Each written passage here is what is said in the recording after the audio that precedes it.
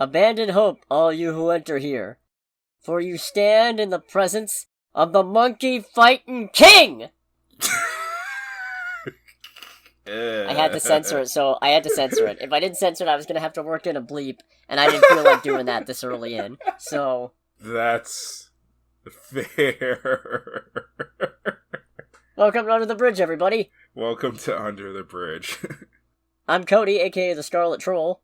And I am Greg, aka Greg. Yeah, and what you heard was just a little excerpt of me impersonating Lawrence Fishburne in John Wick Chapter 4, a movie we will be talking about later. Yes, indeed. But first, I actually got some gaming news. Oh boy, what do we got? First of all, Sega has announced Sonic Origins Plus, which will be releasing on PlayStation 5, Xbox Series, PS4, Xbox One, Switch, and PC through both Steam and the Epic Game Store on June 23rd. That's not very far away. No, apparently they're releasing a physical and digital version, and they're also releasing a digital upgrade to the pre-existing Sonic Origins.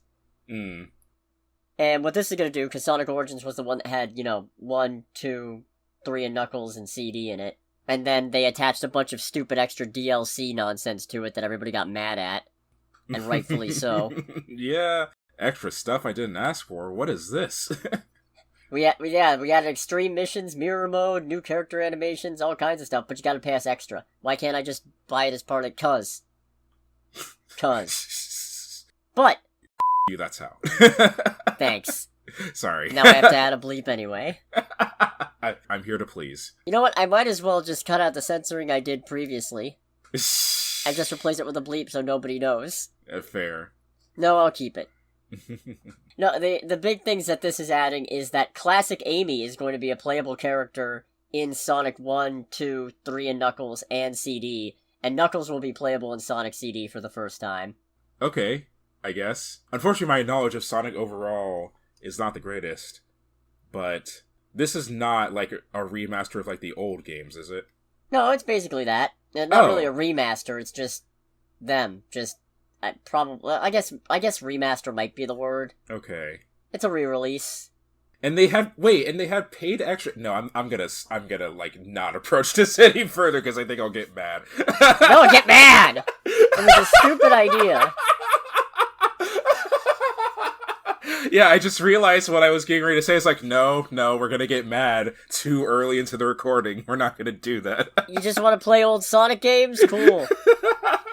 Pay us extra for extra stuff. Oh my god. Used to be we included that on disc, like in Sonic Mega Collection Plus. That is infuriating. Okay, now I understand. Yeah. Now I fully understand. For Origins Plus, they are also adding 12 classic Sonic Game Gear titles. Okay. One of which is Dr. Robotnik's Mean Bean Machine. Okay, because I was going to say, I didn't know there were even more than 3 Sonic games on the Game Gear. Oh yeah, there's Sonic Blast, Sonic Chaos, Sonic Drift 1 and 2, Sonic Spinball. Some of these are just re-releases of other things. Sounds about right. Sonic the Hedgehog Triple Trouble, which I think was the introduction of Knack the Weasel, aka Fang the Sniper, who we haven't seen in a hot minute, come to think of it. Tails Adventure, Tails Sky Patrol. Yeah. Okay. It's gonna be terrible. It sounds like a lot.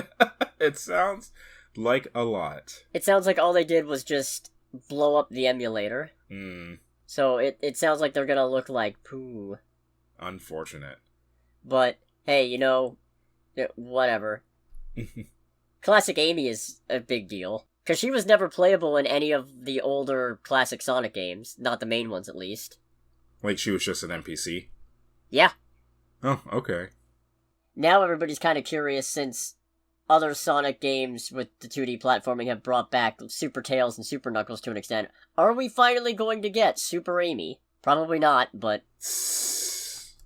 fingers crossed or something like that. Yeah, we'll see. We'll see. A little bit of extra gaming news. They're making another Teenage Mutant Ninja Turtles game. Didn't they just come out with a compilation game? Yeah, but this is way different. This is based on a 2020 graphic novel called The Last Ronin. I don't know how I feel about that, even though I've never read that graphic novel. Well, let me tell you, it's kind of like Old Man Logan in the sense of there's only one turtle left who is on a quest to avenge the rest of them and Splinter in a basically war-torn New York City run by Shredder's grandson. Okay, that does sound kind of neat.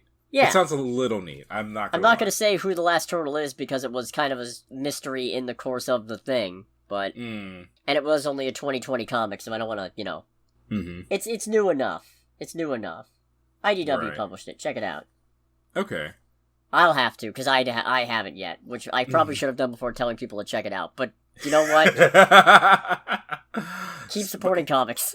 Keep supporting comics, even if it's by the seat of the pants. Yeah. Apparently, it's going to be based off God of War conceptually. Huh.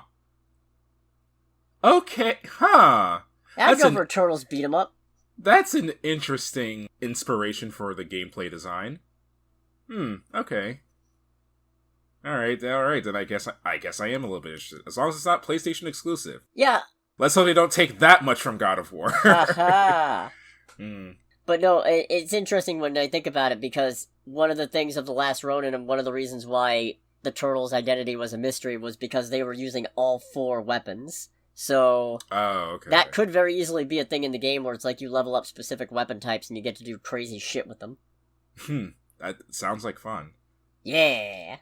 So that was a neat little thing. Like I've said, I'm not a huge Ninja Turtles fan in terms of having consumed a whole bunch of media, but conceptually speaking, I like them a lot, and the 90s movie is still a perennial favorite. Oh, yes. Wise man say forgiveness is divine, but never pay full price for late pizza. Because he's still got priorities. Of course. Ninja Turtles gotta have those priorities. Yes, those pizza priorities. That joke sounded a lot better in my head. Got a little bit of Marvel news, actually more than a little bit of Marvel news, but I'm going to start with the smallest thing, which is that we finally have a release date for Secret Invasion, possibly, presumably. Oh boy. Disney Plus has updated their page for the series and listed the release date as June 21st. Of this year? Yep. Oh, okay. Alright, then that's, again, sooner than I anticipated. Later than I was anticipating, considering they originally said it was supposed to come out early this year. But hey, you know what? I'll take it. I mean, it's still in the first half of the year, kind of, so it's early, kind barely. of. A little, barely. It's yeah, something semantics. But I am still looking forward to this, because a more grounded, like, spy thriller, but with aliens, heck yeah. Yeah, no, that sounds like a very good time. Cannot wait. I do like the idea of staggering these releases a little bit more, even if I'm going to give them guff for not making the release dates they said. Because ultimately, if it means more time to work on these things and make sure that they don't turn out like how some of them ended, then I'm all for it! Yeah, that's just for the better for everybody involved. Exactly. We got another big returning cast member announcement for Captain America New World Order, and I'll admit, this one has me a little concerned now, because it turns out Liv Tyler is returning as Betty Ross, last seen in 2008's The Incredible Hulk. I don't know, I think this is one of those things where objectively it's not funny, but I think it's funny just because it's like, that is such a pull from so long ago. Like, I genuinely wonder how many people are going to see her in the next Captain America and be like, oh, I legitimately remember you. From, like, Incredible Hulk. Not that many. Yeah. 15 years. The main reason it concerns me is that between them getting Harrison Ford to play Thaddeus Ross, between them saying that the leader was coming back and going to be presumably the main bad guy of Captain America, and now Betty Ross coming back, it feels less like this might be a Captain America sequel and more like this is a Captain America sequel, but also a Hulk sequel. And I don't... The only reason I have a problem with that is because this is Sam Wilson's first outing as Cap. Yeah, or at least as Captain America proper. Yeah, and I'd really like it if they maybe drew more from Captain America stuff instead of Hulk stuff. And kind of gave Sam more of that opportunity to be Captain America and not the guy who helps fight Hulk baddies. Would you maybe be looking for, like, kind of a... Well, I don't know how you felt about the balance of Hulk stuff versus Thor stuff in Ragnarok. But, like, provided it's actually quality, is that kind of the balance that you would be hoping for if they're both centerpieces of the movie? In in a second Sam Wilson movie / fifth Captain America movie, yes. In this, no. Because all that meant was that a bunch of the Thor stuff got sidelined to do a watered-down, terrible version of Planet Hulk. That's and I don't want that again. Understandable. Planet Hulk... Thor Ragnarok is directly responsible for Scar and his stupid haircut in She-Hulk. Fair enough. No one should have wished that upon the world. Now, granted, there are some returning characters who are central to what we got of Sam Wilson in Falcon and Winter Soldier. Carl Lumbly is back as Isaiah Bradley. Danny Ramirez is back as Joaquin Torres. So, there's still Sam Wilson adjacent stuff in there. Well, that's good, at least. But I am still a little concerned and a little frustrated, but I get it. Crossovers at this point are a lot of what people want to see. I just feel like Sam Wilson being Cap is a big enough deal that you should give him a movie all to his own. It's the same reason why... Okay, I would love, with the Multiverse Saga being a thing, if they brought back Chris Evans to play Steve Rogers, but the trick is, he's either like a clone Steve, or... Okay, Secret Empire is a terrible comic, but... Okay. I love the idea of, like, doing that, but... have it be like, oh, the villains have tapped into the multiverse and they've actually found a Steve Rogers who was working for Hydra, and now they're trying to play him up as the real Cap back from wherever he's been. But the thing you do is, you don't try to trick the audience with it. You make it very clear something is up, the heroes don't buy it for a minute, the whole thing is about their investigation into what's going on, and how everybody else is falling for it. And not even everybody else, just enough people. I mean, maybe.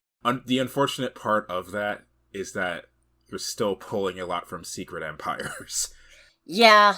Full disclosure, I didn't properly read Secret Empires. I read, like, the Marvel wiki of, like, it going over that, and even I was like, fuck this, this is stupid.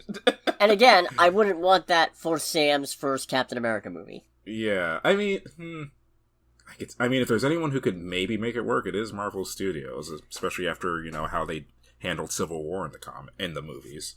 Yeah, we'll see, because they've also been kind of losing some momentum, but we'll see. I would have liked Captain America Serpent Society. Okay. I'm still mad about that fake out, Feige!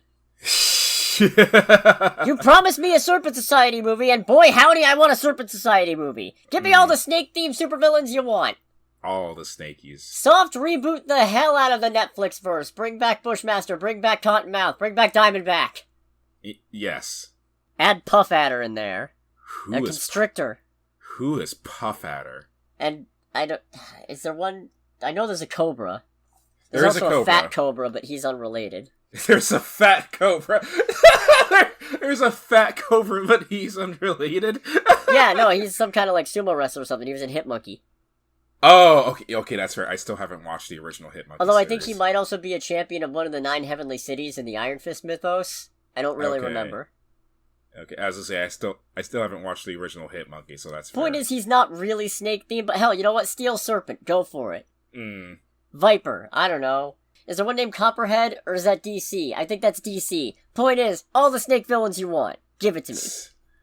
I mean... Falcons eat snakes. I may or may not have the Marvel Wiki pulled up, but there is apparently a character called Copperhead, and from what I can tell, they look less like a snake and more like a walking skeleton.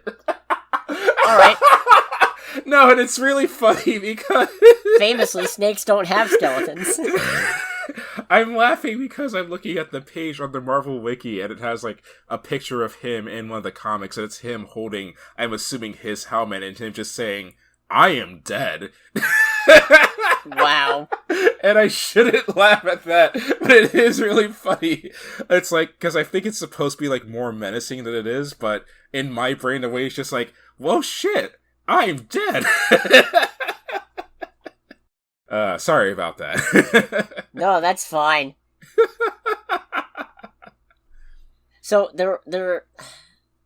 I'm just gonna briefly touch on this. Yes, Jonathan Majors was arrested on Saturday. No, I'm not getting into it, because the situation is still unfolding, and... quite frankly, I don't feel like it. Mostly because, at the end of the day, if any of this is true, it does revolve around somebody being abused, and that's not cool. So, we'll see. Yeah. Mm-hmm. We'll see. Indeed. Likely have more on this as it develops and we get farther away from it. But I did just want to acknowledge, yes, I'm aware. I'm choosing not to go into it. Which is fair. What I will go into, because it doesn't really involve anybody getting hurt, is... Sorry. Just like, no, I worded that poorly. It's just like, anything else is fine, but no one's really getting hurt. Yeah, no. So, more info has come out about Victoria Alonso's firing, and, it's turned into a storm. Oh boy. Yeah, so, on Disney's side of things, allegedly what happened is that Alonso breached a 2018 agreement that said employees can't work for competing studios. Apparently, her working on Argentina 1985, and then promoting and publicizing it, was the thing that led to them firing her. But, Alonso's attorney has fired back, and said, the idea that Victoria was fired over a handful of press interviews relating to a personal passion project about human rights and democracy that was nominated for an Oscar, and which she got Disney's blessing to work on, is absolutely ridiculous. Victoria, a gay Latina who had the courage to criticize Disney, was silenced. Then she was terminated when she refused to do something she believed was reprehensible. Disney and Marvel made a really poor decision that will have serious consequences. There is a lot more to this story, and Victoria will be telling it shortly in one forum or another. Ooh, that sounds spicy. That is in fact a spicy meatball of news.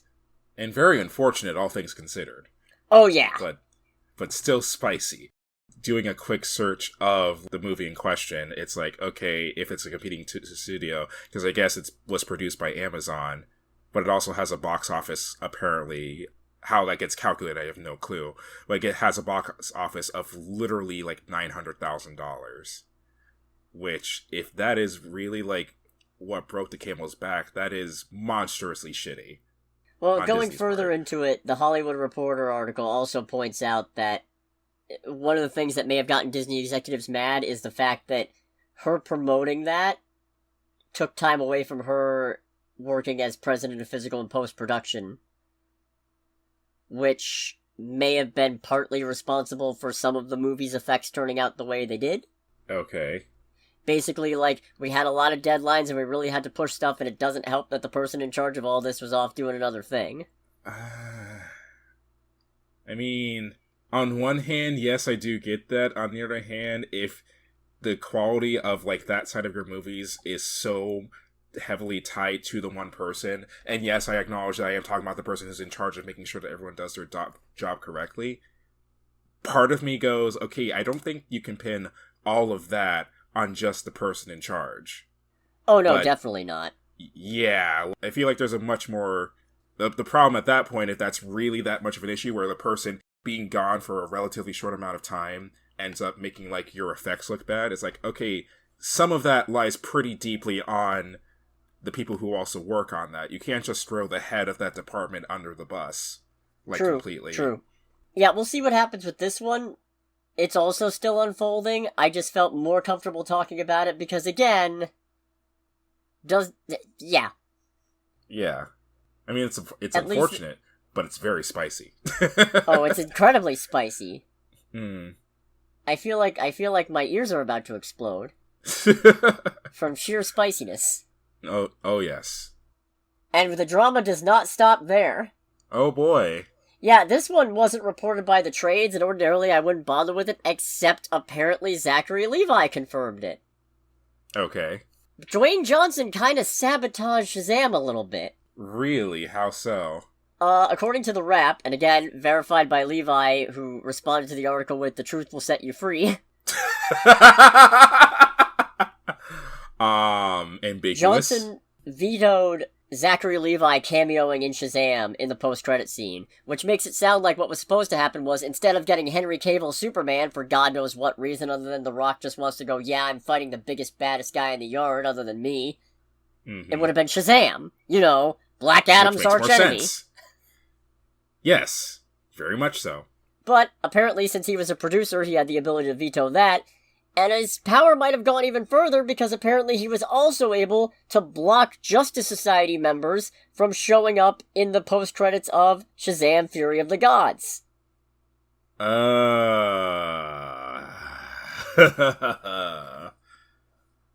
That's bad. That's pretty bad. And if that's true, and I guess spoilers for the end credit scenes of Shazam, I probably should have led with that. Shoot. Mm-hmm. I'll put it in the timestamp. Yes. But people were giving James Gunn flack for the fact that Emilia Harcourt and John Economos showed up because, they're Suicide Squad / Peacemaker characters, and Emilia Harcourt is actually played by James Gunn's now wife. Oh, really? Yeah. So people have been, the people who hate everything have been giving him flack for why you keep putting your wife in these movies, and it's like, I didn't. Which, yeah, in this one he didn't. Yeah. And it sounds like they would have done that if The Rock hadn't rock blocked them. Shut the hell up. I will not! I'm so sick of him. I hate him so much. You have no idea how vindicating this is for me, because everybody else keeps talking about, like, oh, he seems like such a nice guy. I'm like, really? He strikes me as an asshole. Am I crazy? And I thought maybe I am, which I am. But in this particular instance, sounds like, no, I was onto something. He's also kind of a goddamn egomaniac. Which, I mean, I guess when you're The Rock, you can kind of afford to be. But I knew! I kind of figured he was an egomaniac. I don't think you get to that level of stardom and critical acclaim and money without being at least one a little bit. But... What does Keanu Reeves make? Okay, you know what? Fair play. I'm genuinely curious if he counts as at the same level as The Rock. Because if he does, I present Keanu Reeves as a direct, I hope, refutation of that. Fair. But I feel like maybe The Rock might be a little bit higher up anyway, so... I mean, okay, so Keanu Reeves has a net worth of $380 million, and Dwayne Johnson has a net worth of $800 million, reportedly. Well, money isn't everything. What do you think the level is where it's like, all right, you have now passed the monetary egomaniac zone. There is no turning back. Do not half pass a mil. Do not pass go. Do not collect, millions of dollars instead of $200. Half a mil sounds fair. Yeah, but what I was gonna get at is that I think it depends very much on how well you control that aspect of personality at that level. If this is true, it's fair to say he's failed to test. Yeah, definitely, because this sounds like him going, yeah, I want to make Black Adam the center of the DC universe, which, are you high? Yeah, when he was getting on about all of that, it's like, alright, I get that you're really excited and passionate about this man, and honestly, I'm excited to see you as Black Adam, but let's keep it at least a little bit real. If this is true, it's just like, and he's gone. And yeah, people will point out, well, Marvel made Iron Man the headliner of their universe for like 10 years, and Iron Man was never that big in the comics. Okay, yeah, but you know what? Marvel Studios didn't have Superman sitting right there on the shelf. Yeah. Their big dogs are over at other studios. Mm-hmm. Here it's just like, well, we've got Superman and we've got the whole Justice League. The Rock? People like The Rock? I don't know why my voice did that, but... Oh, man. Well, I don't know. Did Robert Downey Jr. Because I genuinely don't keep up with it.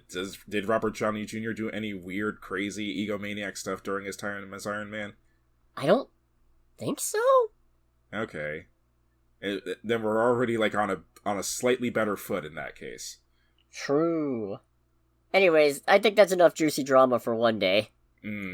Got some John Wick spin-off updates. Oh, boy. Yeah, according to Lionsgate Motion Picture Group chair, Joe Drake, the ballerina is aiming for a 2024 release date, either in the spring or the summer, and the Continental spin-off series is looking at a fall premiere of this year. There's going to be a Continental spin-off series? Yeah. Like a TV series, I take it? Peacock. Okay. So streaming. Okay. Which, hey, I'll take. I'm all for expanding this world out. Yeah, I'm all for... I don't know. I'm all for expanding the world. I just didn't think it would be in the form of TV. I figured they would just keep it to, like, movies for the most part. I feel like it's better suited for that, in my personal opinion. I could see if you're gonna focus on the hotel, a series probably works better. Okay, yeah, you know what, that's fair, especially if it's... Because otherwise, then you can't fit everything into one movie, so then you gotta commit to 3 movies right off the bat, and you can't guarantee people are gonna stick around for one, because you don't have Keanu Reeves, presumably, in it, because it's not about John Wick. I mean, have they said anything about if it's supposed to be, like, kind of a day-to-day look at the Continental hotels, or...? I don't know. I found an alleged interview with a producer on the series, but I'm not sure if it's actually legit, so I'm just gonna... not. That's fair. It sounds like it might be a prequel, though. I say, having said I'm not gonna. I mean, I'm all for a prequel, so that would be cool. Same. And of course, I'll watch Ballerina, because Ana de Armas is in it, starring in it. Heck yeah! That is a big part of it. I have been wanting her in another action role since, like, Spectre. No, not Spectre. What was it? Oh, No Time to Die. That's the one! The one where Bond dies. It's like No Time to Die, the one that Bond dies in. Even though there's explicitly and expressly no time to die, we're on a very strict schedule. Mm-hmm. You'll just have to keep living. There is explicitly no time to die. It's like, all right, sir. So we have our 5, 6, and 7 o'clock book. So we don't have time for you to die. Would you like to reschedule your appointment? Then again, I guess, does Ghosted count? I mean, it's Apple TV, so... Oh, that's right. If she's playing a spy, I presume there's some action in there. I mean, based on the trailer, probably is. God, I'm so mad that movie's going to be on Apple TV. Well, it sounds like Apple might try to be working to get more of their stuff into theaters for a limited release, which, here's hoping. It's because that's how you make money off these things. Mm-hmm. You can only get... I hate the fact that it took this long for it to be obvious even to me, but you can only get so much money pouring millions of dollars into making content for streaming services that you're only charging people, like, at most $20 a month for. Because eventually, you're gonna hit a point where you hit market saturation and you can't get any more people on board. Yeah, and part of my brain also wonders, like, okay, how much extra money do you get in that? Like, do you bring enough people into your ecosystem to actually make it worthwhile? No, of course not. Yeah. So what you do is, you spend millions of dollars making a movie, you put that movie out in theaters, and you go, hey, once this is out of theaters and it's limited run, the only place you can watch it is here. Oh, yeah, that does make sense. Boom. Everybody's getting with it. Netflix would do well to get with it. Yeah, but that would make too much sense. Releasing Knives Out 2 for 1 week, making bank, and then saying, oh, we're not doing this again. Why not? Yeah, no. What, do you hate money? Apparently. The way you throw it away, I guess! Criminy. So stupid, I said criminy. Trailer time? Oh, yeah, we'll do trailer time. There's only one trailer that I really found this week that felt like it was worth covering, and that was the final trailer for Renfield. At least I assume it's the final trailer. I mean, it was marked as such when I looked for it. Yeah, I like it. I like it too. Still a very good time, it looks like. I feel like this is the problem with adding movies to my most anticipated list before we have any trailers, because I don't know if it's still on that list now. Oh, what? It looks good, it's just not, Guardians 3 Barbie. I mean, so it's funny to me. I agree with you completely, but it is funny to me where it's like a movie that you see Nicolas Cage... Oh, the second time we see Nicolas Cage playing Dracula loses points to those two. I mean, I think I'm kind of with you there. It's weird, because I wasn't sure if Nicolas Cage was gonna... I know, as stupid as this sounds, given everything we've seen so far, I was kind of thinking, like, okay, so how serious... Like, while Nicolas Cage takes acting very seriously, how serious is he going to be as Dracula in this movie? And in this trailer, it's like, not very. Fun reminder, he briefly played an animated Superman as a nod to the fact that he was almost live-action Superman. Mm. God, Yeah, in the 90s, they were going to make a movie called, what was it? Was it Superman Lives or something? And it was going to be terrible. And Kevin Smith basically has a whole stand-up bit about how the producer almost ran that movie into the ground before mercifully it ended up never happening. I mean, there's a part of me that wishes that I could create a time machine into or create a universe hopper and go to the universe where that movie was made and watch it in all its glory. I still want the one where Marvel and Casablanca Records almost teamed up to make a Dazzler movie that had the Avengers and Spider-Man and Dazzler getting sent to post-apocalyptic New York, split in half and ruled by Donna Summers and Cher, who each had an army of knights played by Kiss and the Village People, secretly being manipulated by a trio of lawyers all played by Rodney Dangerfield called Dewey, Cheatham, and Howe. And Robin Williams was a love interest. Do you have any idea how much that haunts me that we didn't get that? Isn't it unfortunate that I keep on forgetting that that movie was a concept until you mention it? Yes! It is unfortunate! Because that's great! It would have been terrible, but... Ugh!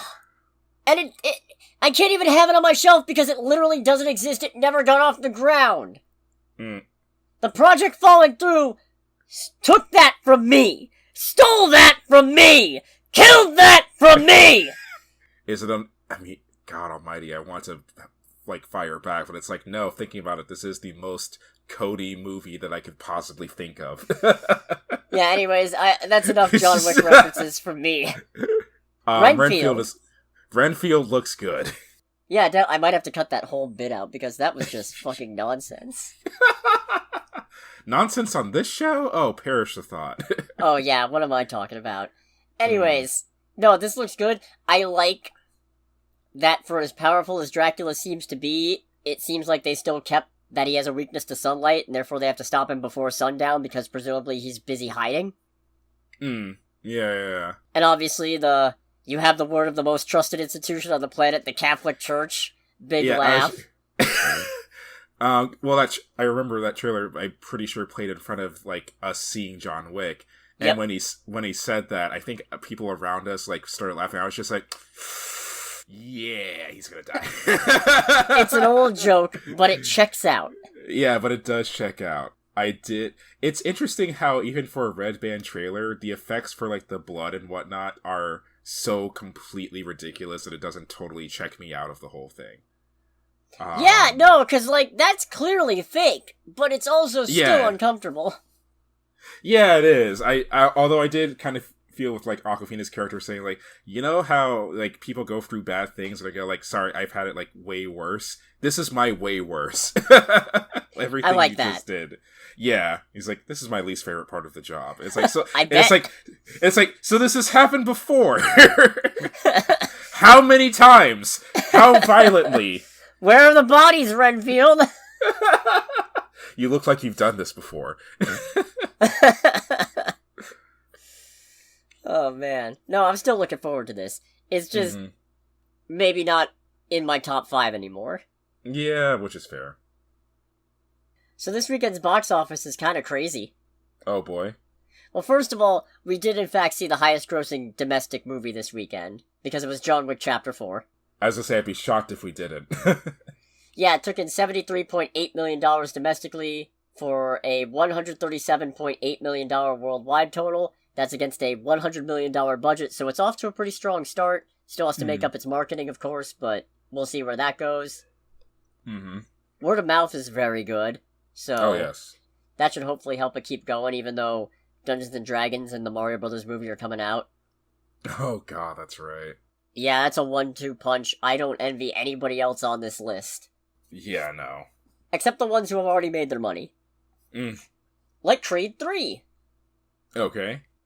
It's currently in second place, domestically, this weekend, at $10.4 million for a $140.8 million domestic total, and $246.7 million worldwide. That's against a $75 million budget, so it's already doing clean. Nice. Third place, oh, I feel so bad, it's Shazam. Oh no, how bad is Shazam doing? 68% second weekend drop, which is pretty standard for superhero movies lately. The problem is, most other superhero movies had a pretty strong opening weekend. Shazam did not. No, it did not. So this weekend, it took in $9.3 million domestically. It is currently sitting at $45.9 million domestically and $101.7 million worldwide. And that's also with a $100 million budget. Oof. Yeah, that's probably not going to make a profit, in all honesty. If there's any silver lining, it's that their marketing budget may be smaller, because clearly Warner Brothers took a fucking shovel to their trailers. Yeah, they did. Like, there were only 2 trailers, right? Yeah. Yeah. So, they clearly didn't give a shit about marketing this movie, so maybe that means they saved some there? I hope? Yeah, same. This wasn't bad! It's a good movie. This is a good movie! It shouldn't be tanking like this. I know it is, but anyways. It's frustrating. It is. 4th place, Scream 6. Okay. No, this movie is rolling in it comparatively, because it made $8.3 million domestically this weekend for an $89.8 million domestic total. It's sitting at $139.2 million worldwide, and its budget is like $35 million tops. Oh, Jesus. Yeah, it's rolling in it right now. Having already made about triple that. Mm-hmm. And 5th place, what do you think it is? Is it Avatar 2? No. Is it Puss in Boots? No, you get one more. Top Gun Maverick. I was expecting you to guess Ant-Man and the Wasp, but you would have been wrong even if that, because it's 65! Really? Yeah, but really? This is why budgeting is important, and why the top 5 really doesn't actually matter that much, because it took in $3.2 million domestically for a $27.7 million domestic total. It's sitting at $48.9 million worldwide. Reportedly, its budget is $45 million, but there's also evidence piling up that might be its budget after tax credits that Louisiana gave them for shooting there, and that its actual budget was closer to $90 million. Either way, aside from being a disgusting display of how much money saving you can get away with just by exploiting tax credits, if you're rich, if you're very or a studio, rich. Or both, because it's Sony, so it's one. Yeah. Let's run with the $45 million. It still has to start making about 90, going off the twice the production budget maxim before it starts breaking even. And this is its multiple if weekend out, I think. So, yeah, not looking good for that one. No, not at all. Pour one out for Ant-Man and the Wasp: Quantumania, who didn't even make the top 5. Rip. Ripperoni. Anyway, John Wick 4. We have here one of the only truly solid movie quadrilogies in which each installment is a great movie on its own that I can think of. It's pretty much the only one I can think of, too. Great might be a strong word, but there's no super damning weak link in it. Yeah, if there's anything I can give any crap to in the John Wicks, it's maybe a small, tiny moments of silliness, but given what the movies are, that kind of comes with the territory, so that would just be nitpicking. Yeah, it doesn't have an Avengers Age of Ultron or a Toy Story 4. Thank goodness. Yeah. No. I swear to God, if they pull a Toy Story 4 on this franchise, I'm gonna get mad, and I'll talk about that later, but... Yeah, no, because it's like, okay, so truly nothing is sacred. God.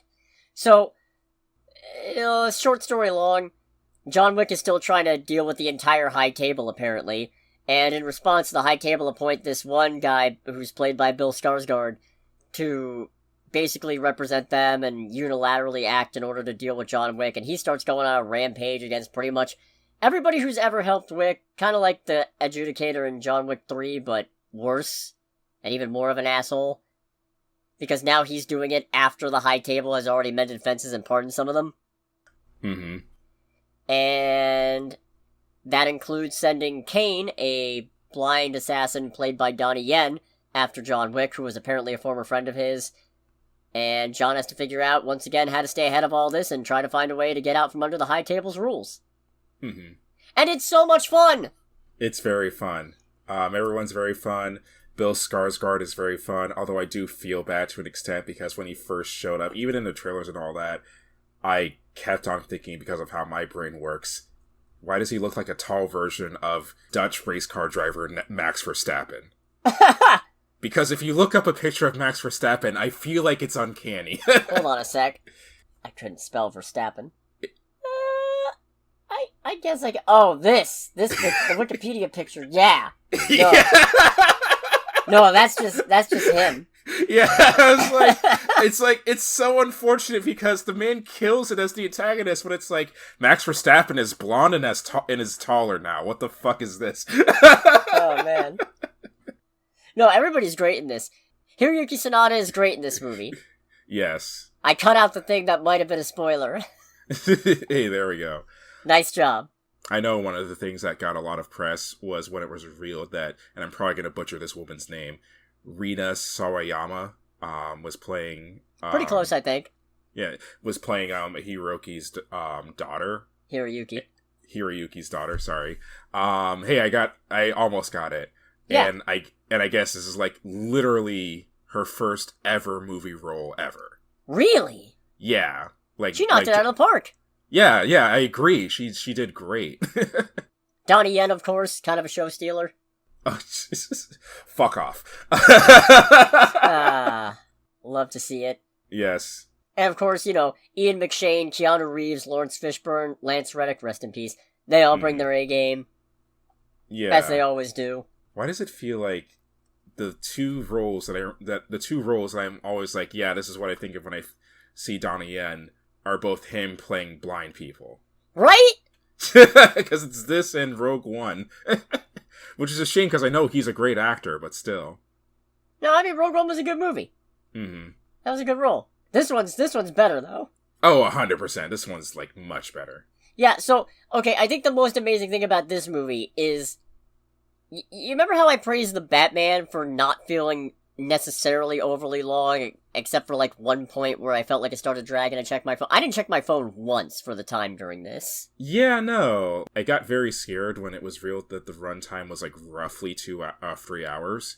And it's like, oh god, what are they gonna do? Because I'm always, like, worried about movies that long, because there's very few movies that go for that long that I feel like at some point you don't, at least, even the good ones, you have to wonder, okay, how long is this going for? This movie did not give me that feeling at all. It just kept on going. It kept the speed going very well, to the point where, honestly, when it ended, and then I checked the time, I was like, wow, it actually did pretty good. Yeah, no, it's amazing that they managed to make 4 really good movies based around the concept of, what if we base the whole movie around QTE fight scenes that probably go on longer than they should? So, I remember seeing a post somewhere where someone described these movies as just a series of video games. And the first John Wick is supposed to be like the more grounded. It's like, yeah, introducing the character to... It's Saints Row.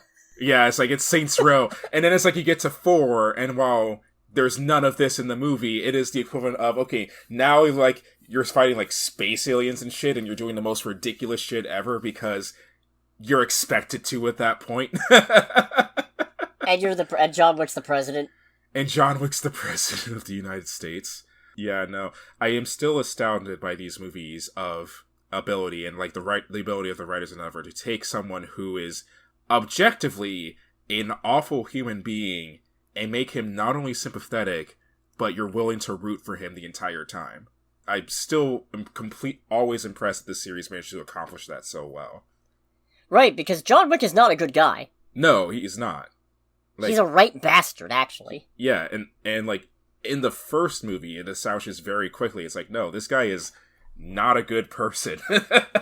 No, just because he loved his wife did not mean he was not a horrible monster of a human being. But you always manage to forget it, because Keanu Reeves manages to deliver that perfect kind of distant cordiality that can only really be managed by a wounded wolf in human skin and a bulletproof suit. Mm-hmm. Yeah, no, and the absolutely ridiculous mountains of ass that he kicks helps as well. Yeah, that too. You like to root for a badass. Oh, yes. But no, of course, I'm being flippant when I say the whole movie is based around fight scenes that go on forever long, because the cinematography also helps. Mm-hmm. It's phenomenal. Oh, yeah. They know how to shoot a scene in this. The cinematography in this movie was insane. Any cool things in movies that you can think of, I feel like this movie does it all the time. Everything from, like, just, keeping up with every kill and keeping good track of all, like, everything that's going on so you don't get completely lost in all the killing and fighting, to literally having a video game-esque top-down fight scene twice in one shot. That was crazy. That actually, like, completely blew me away when that started. So it's like, okay, they are going all out for this movie.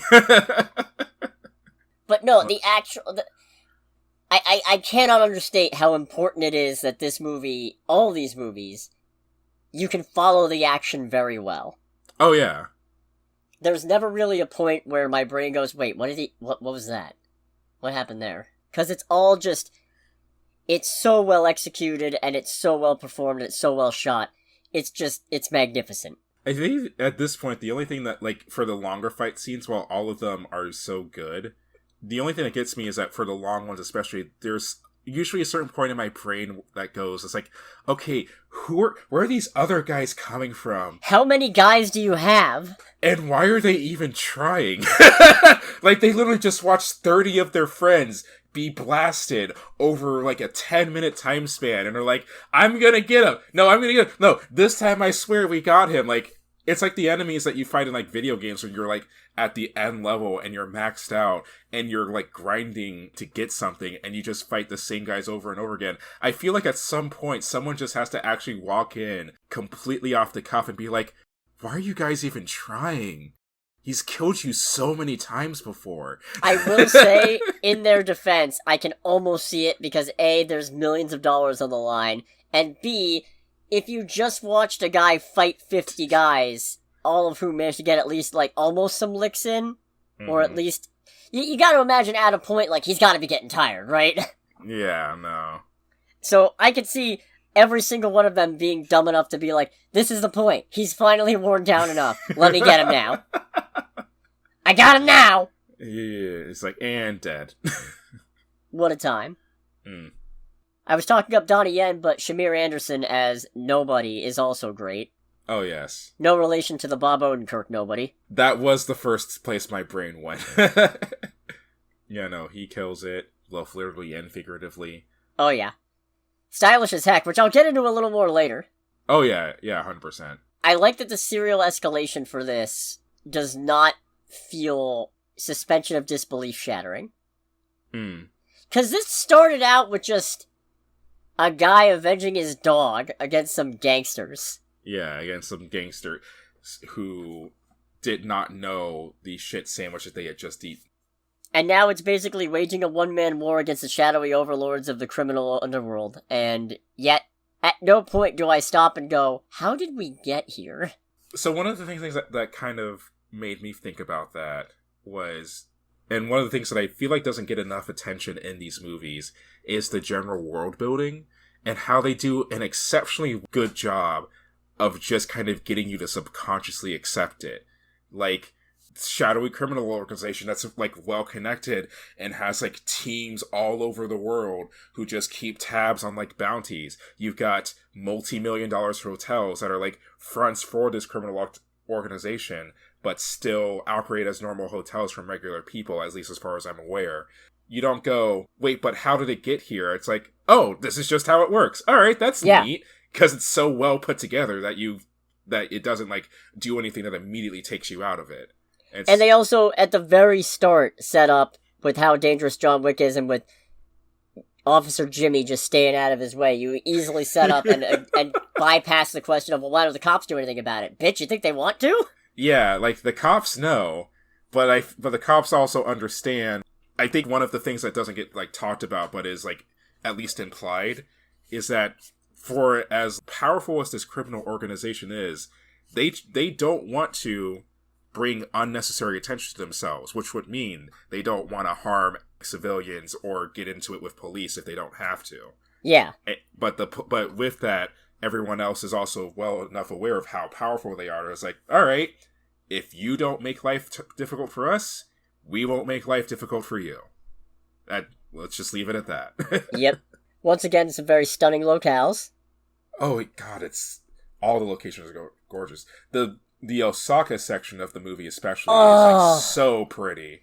The rooftop scene is just, with the wind blowing, it's just... Mwah! Yeah. It's beautiful. I love it. Yeah, no, it's very well done there. And the hotel itself and all of its aesthetic is very pretty. But yeah, to go off of what you were saying, the extensive world building is part of why I say bring on the spin-offs, because it has been so well put together that I have no problem going to other corners of this completely divorced from John Wick's story and seeing what those are about and what's going on there. Mm-hmm. Naturally, of course, very impressive deaths all around. Oh, yeah. Yeah, so there's some gangster kills in this movie. I mean, you go into this series of movies expecting it, but there's a lot of gangster kills. I will say, definitely not as many that made me, uncomfortable or squeamish as there was in John Wick 3. It feels like the non-kills were more... Oh, yeah. Yeah. More of a problem. Yeah, including, one majorly important to the plot. There's, a scene that's majorly important to the overall plot, but it's still, We'll get into that one. Yeah. Oh, yeah, that was one where it's and eyes covered. Let me know when it's over, ladies and gentlemen. Yeah. Ugh. You got anything else that's not a spoiler, you think? Who? No, that kind of is a spoiler. I mean, he was shown in, one of the clips that was, preceded the movie actually coming out, but I don't want to, give that away just yet. Yeah, fair.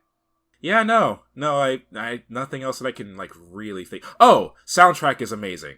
Oh, yeah! Soundtrack's great. The only knock I had against the soundtrack, and not because it was a bad song, it's more so the thing of, it fits, but it's not what I would have personally picked, is that there's a remix of Genesis by Justice in the movie.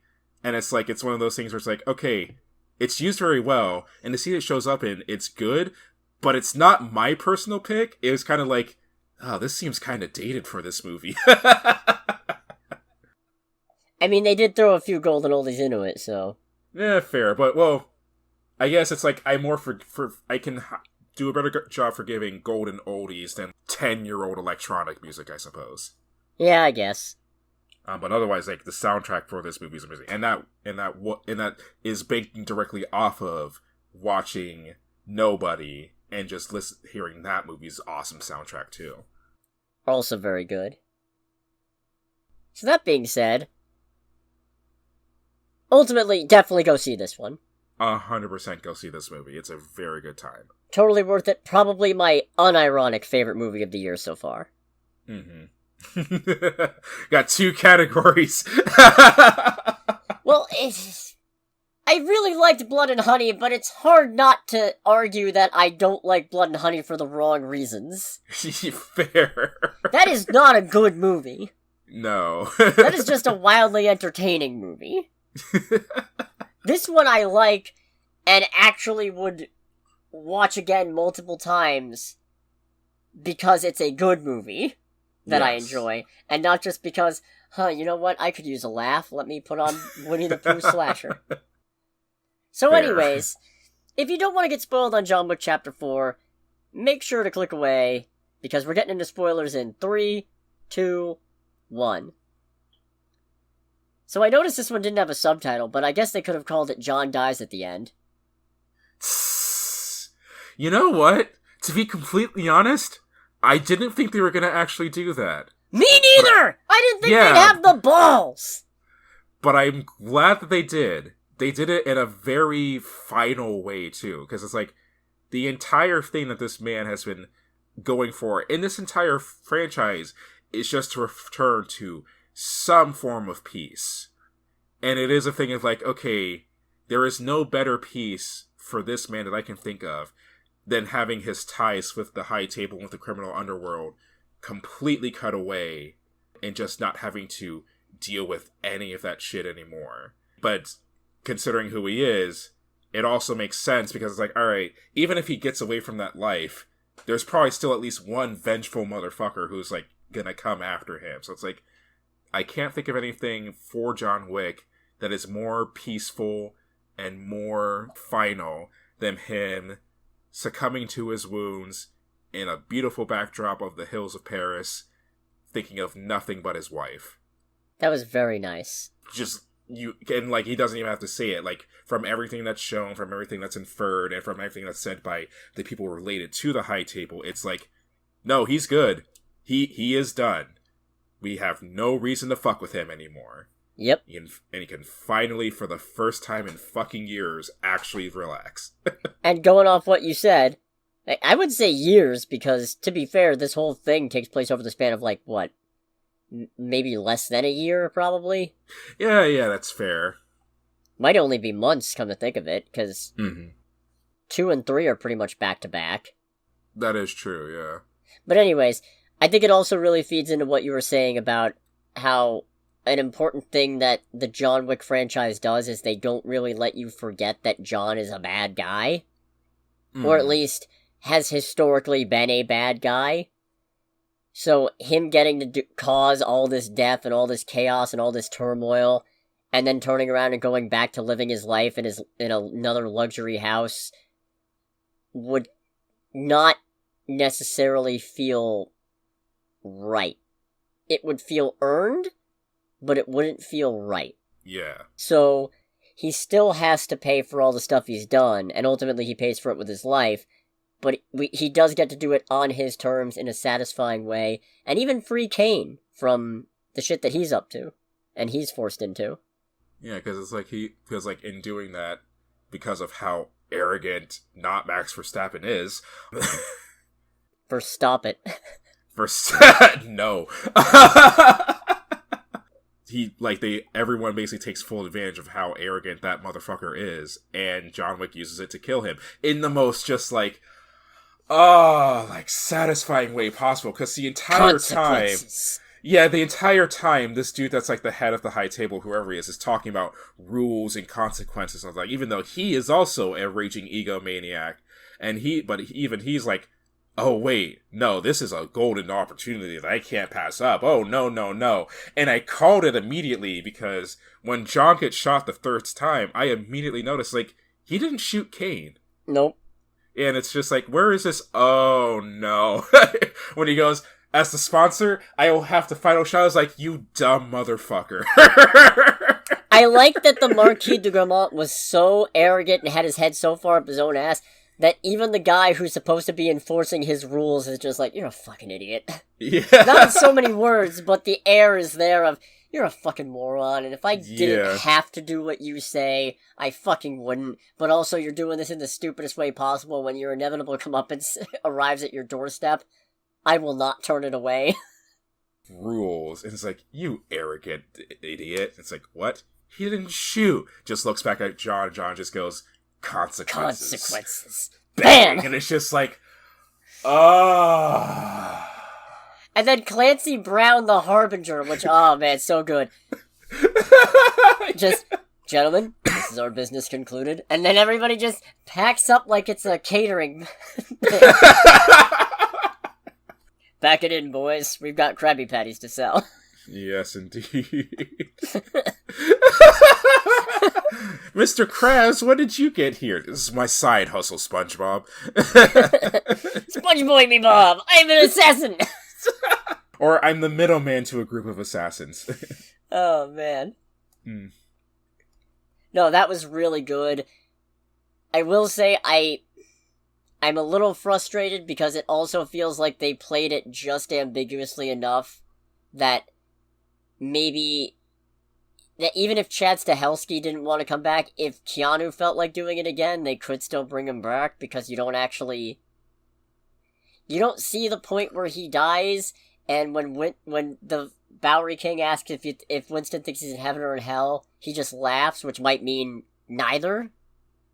I don't think that's the case. I think he's dead. I think he's dead. I feel like it would be kind of cheesy if he wasn't dead, honestly. No, 100% it would be awful. Mm-hmm.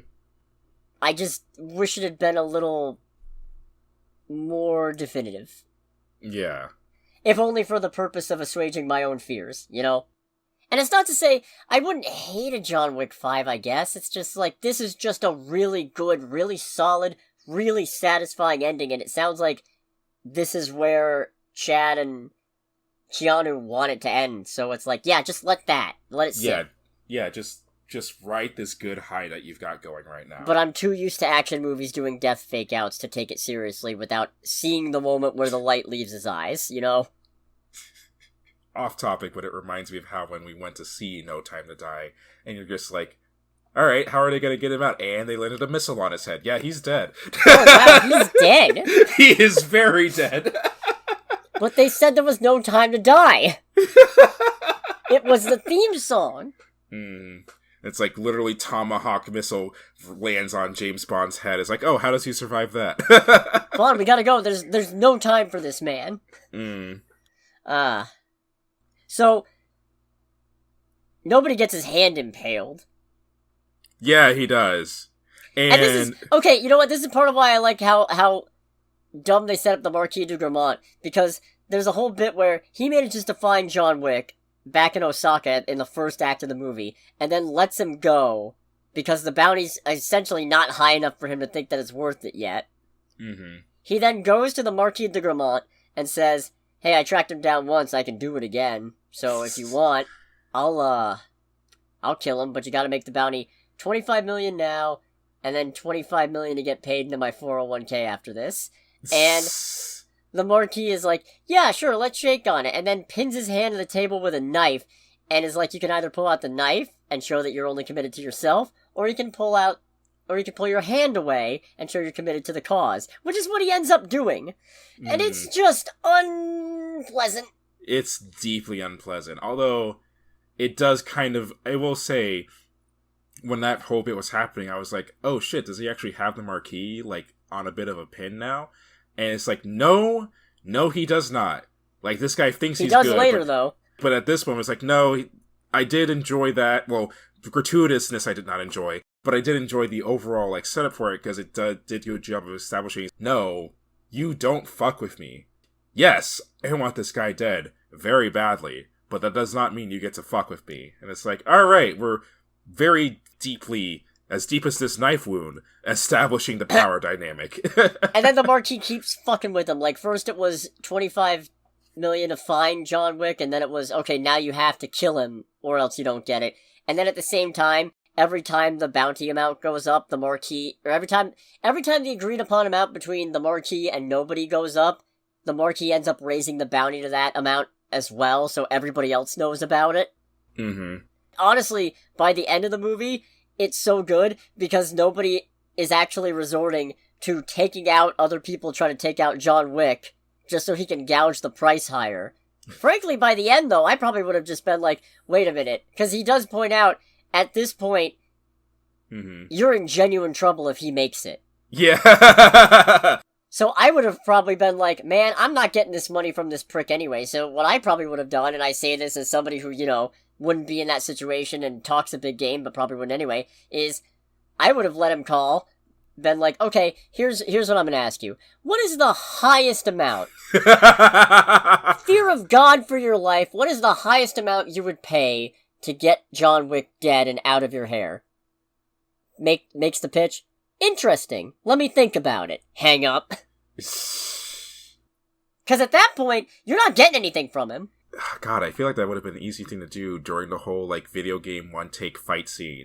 Because while that's going on, the Marquis, it's so good! Yes, but, like, the Marquis calls nobody, and is basically like, you got him yet? I'm kind of busy. He's like, I'll get him if you give me more money. It's like, okay, fine, click. And he throws his own cell phone and breaks it, so he has to have someone bring him an actual telephone.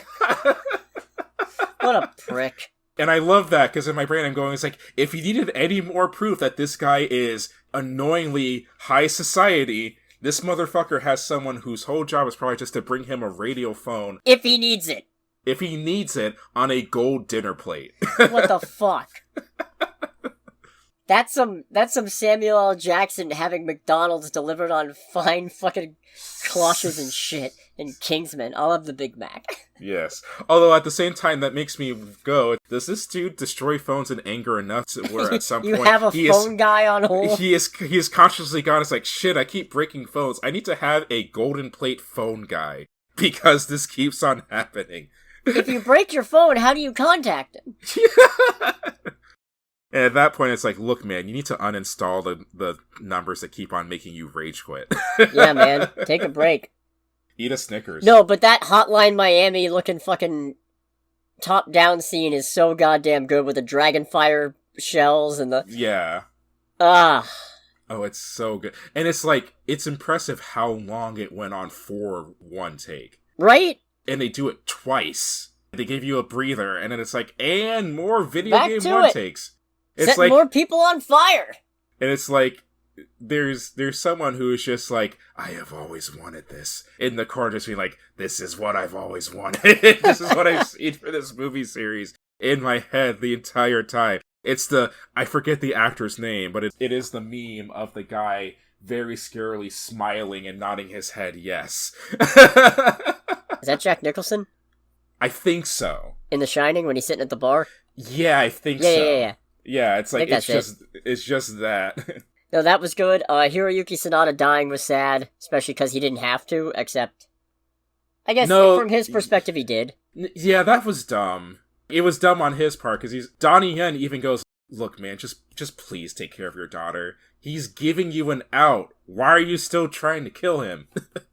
Presumably to prove a point. You can either stand by your friends or you can sell them out, and he's no sellout. Fair, I guess. But no, that was quite sad, especially because you really get the sense that, yeah, him and John are friends. And that Kane was also once a friend. Mm-hmm. Kane is so good at the... Whereas nobody is the, I'm not doing this yet just because I want to get the maximum profit I can out of it. Mm-hmm. You can tell Kane is doing this in a sense of, I am holding back everything I can because I really don't want to do this. Yeah, it's established very quickly, or like almost immediately, more accurately, that it's like he's only doing basically the absolute minimum he needs to do to keep his daughter alive. Exactly. Which also has a wonderful moment during the whole final like dueling scene where the Marquis leans over to Kane and just goes, remember to think about your daughter. And Kane just goes, fuck off.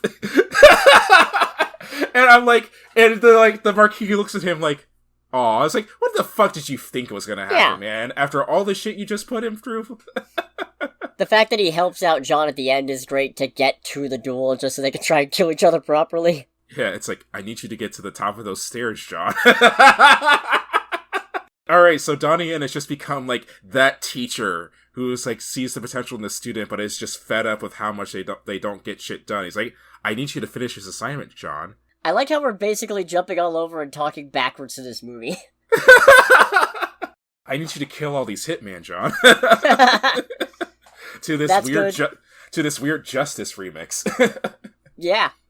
The one take of... Okay, I guess it wasn't one take of him falling all the way down the stairs, but, it's perfect. It's the perfect, just out-of-nowhere funny moment, because it's a nice reminder that for as badass as John is, he is not wholly unstoppable. It goes on long enough that it stops being funny for a second and then spirals right back into hilarious when you realize, oh no, it's still going. That's actually the only bit of the movie that I wasn't crazy about, because at a certain point, it's like, okay, this is going on for too long. I'm pretty sure there's actually a certain point where I see Keanu Reeves just move his hand and shoulder in a way to keep the momentum of the fall going. And it's just like, God, this is going on for way too long.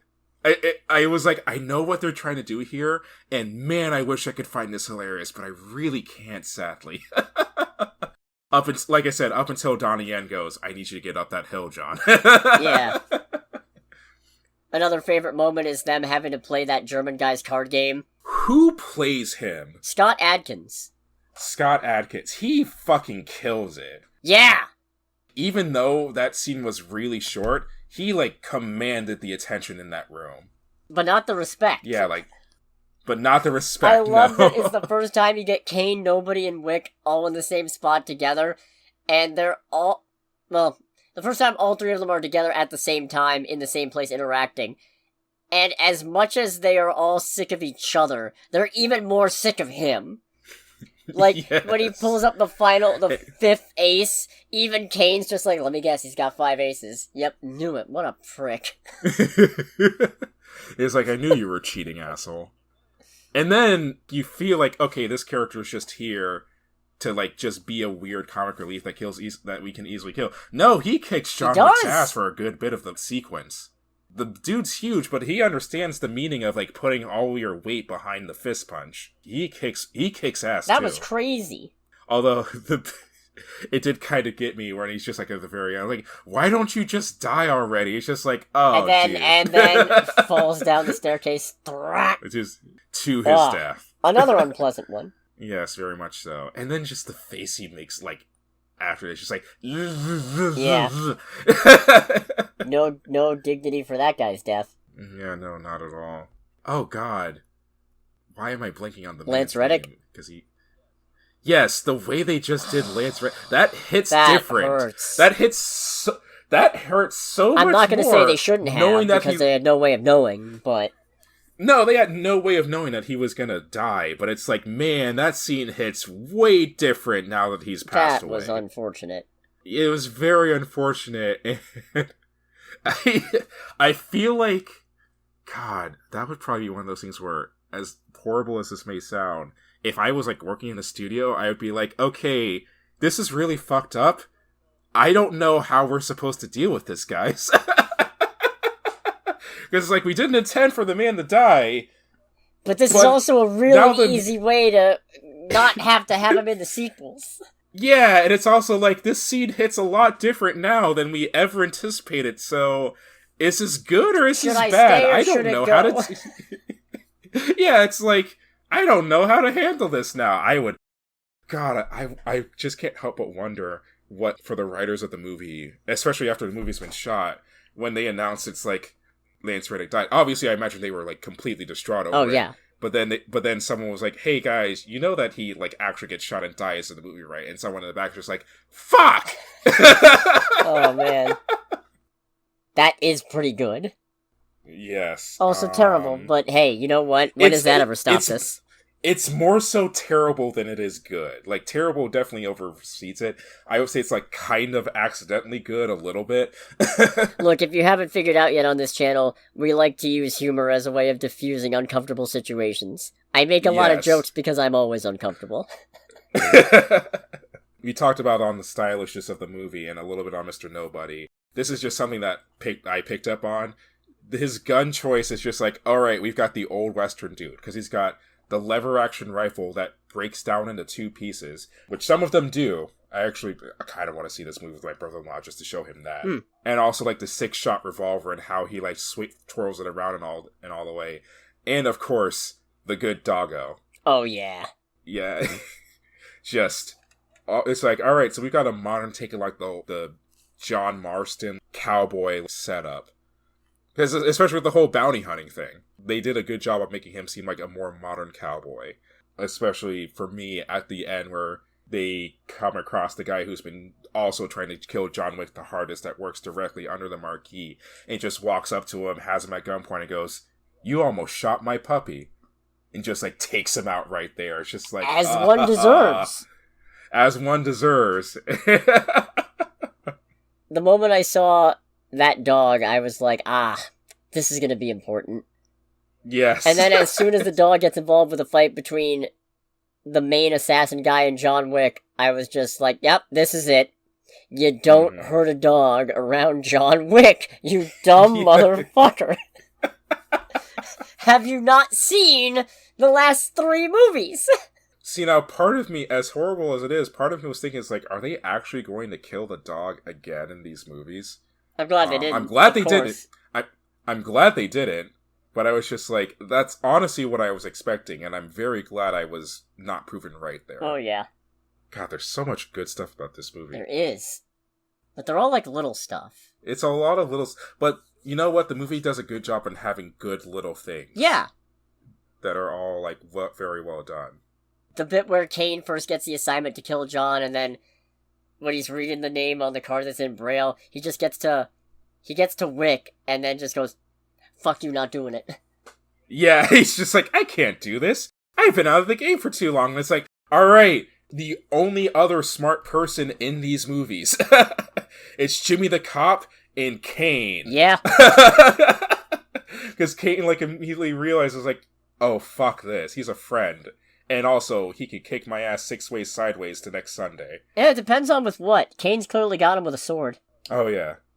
Oh, dude, the scene of the two of them fighting in Osaka, and John just trying everything he can to keep quiet. I was just like, this is a surprisingly tense scene. John, are you dead? Yeah, I was like, is he gonna answer him? I feel like looking at John's face, he's almost answered him back. It looks like he's trying very hard not to go, no. No, I'm not. And even still, it was like when Kane said that, I feel like in a little bit of his voice, he was like, I really hope you're not dead. I really don't want to actually kill you. I like the fact that for as competent as Kane is, he's still clearly blind. Oh, yeah. Like, yeah. The fact that he uses those doorbell sensors, essentially, to help give him an idea of where people are, that's really clever. Is it bad that is not at all what I thought those were? Oh, I thought they were explosives. Yeah, I thought they were bombs too, and then when the doorbell goes off, I was just like, what? John is a fucking ass kicker with nunchucks. Yeah, he is. The shit he pulls off with those. For how crazy Keanu Reeves goes with those nunchucks, I feel like that's a scene where Keanu's like, can we please do this? I've always wanted to do this. Insanity. Mm. So, obviously, this franchise has now positioned itself very well to a bunch of spin-offs, because not only do we have the Ballerina and the Continental, nobody could easily get a spin-off. Mm-hmm. What's Rina Sawayama, what's her character's name? I forget. Hold on. Rina Sawayama. Akira. You got the post-credit scene with Akira clearly planning to make good on her promise that if John didn't kill Kane, she was gonna. Mm-hmm. So that either lends itself to a movie about her after she kills Kane, or a movie about her trying to kill Kane, or Kane trying to deal with her trying to kill him. Mm. So that's part of why I'm not... It's an interesting thing, because I don't think we've ever really had an example like this where they have a very successful franchise based around one character, and then intend to branch off very soon after the main character is dead. Like, okay, Creed is obviously a very successful spin-off of the Rocky series, but that was also kickstarted long after the Rocky movies had kind of stopped. Or at least really stalled out, and you absolutely couldn't use Sylvester Stallone anymore. They could still use Keanu Reeves, they just killed him off because that was what the story needed. Yeah. Which, mad respect. Oh, yeah. You better not undo it, Lionsgate. I'll still watch anyway, but you better not. Part of me kind of goes, if they do, I would probably stop at that point. Depends on what else is out that weekend. Fair. So if you stuck around this long, thank you, because this has been a ramble and a half. I barely took any notes, which is part of why this is so completely disorganized. Which is genuinely amazing. Like, for, like, people, I don't think you understand. Usually, I feel like for you, if there's not a lot of notes, it usually means there's not really anything to talk about the movie to begin with. There's loads to talk about, but half of this dude's page was empty. And it's just like, oh, Jesus. Alright, this is going to be fun to talk about, because he barely wrote a thing. Yeah, no, in this case it was just because I was busy watching the fucking movie. Really early in, I decided I can't. If I take notes on everything, I'm gonna miss so much good shit. Yeah, but paradoxically, that also means it's hard to recall the good shit immediately. In any case, thank you so much for bearing with this episode, everybody, because this was definitely a fun one to talk about. Oh, yes. Make sure to like, comment, subscribe, follow on Facebook, Spotify, TikTok, Twitter, whatever you want to do. Next week... before I get into next week, I almost forgot this podcast has now been going for over a year. Oh, has it? Yeah, no, the Batman episode was early March last year, so this is actually more like a 13-month almost anniversary. Oh, I completely missed that myself. Yeah, I mean, to be fair, it was originally me and Nick, and then things happened, which is fine. Which is fine, yes. Things happen. Such is life. Yeah. But anyways, that just got me thinking, because, like, I thought about doing something for it, and then it was like, you know what? Maybe on the 2, or maybe once we hit something else significant. I don't know. Oh, yeah. Right now, I'm just happy to still be doing this and be keeping it rolling, so thanks to everybody who's listening, because the interaction definitely helps make it more worth it, or feel more worth it. Yes, and thank you for the people who watch, who stick with us. The fact that you listen is so great just on its own. Of course. So next week, Dungeons and Dragons. Next week, Dungeons and Dragons. I'm decently excited now. I am deeply curious about this movie. Especially because it seems like it's getting decent-ish reviews, so... Okay, well that's encouraging. Let me just double check. 90% critic rating. Okay. And 94% audience score. Okay. Alright, yeah. No. Let's hoping it keeps the ball rolling there. Yeah. Anyways, thanks again, everybody. This has been Under the Bridge with Cody, aka the Scarlet Troll. And with Greg, aka Greg. And we will catch you guys next time. Goodbye, everybody. Bye.